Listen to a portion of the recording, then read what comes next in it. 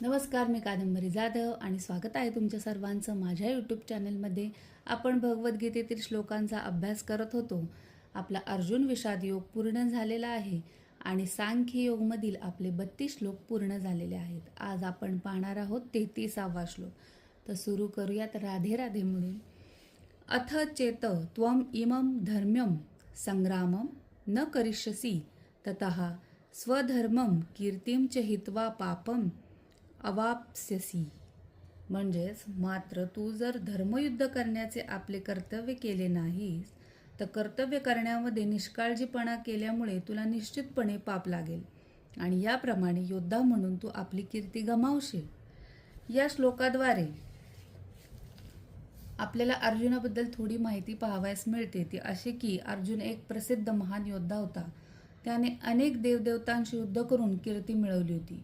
पारध्याच्या वेशात आलेल्या भगवान शंकरांशी युद्धात पराभव करून त्यांना प्रसन्न केले आणि पाशुपतास्त्र नावाचे अस्त्र वरदान म्हणून प्राप्त केले.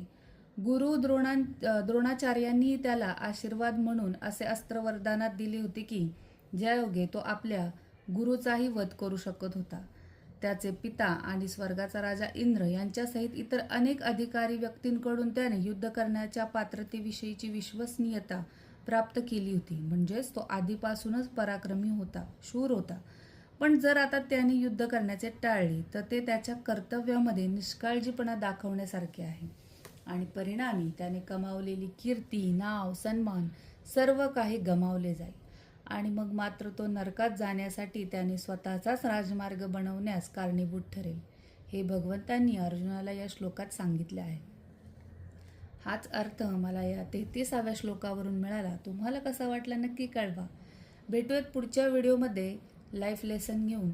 तोपर्यंत राधे राधे. धन्यवाद.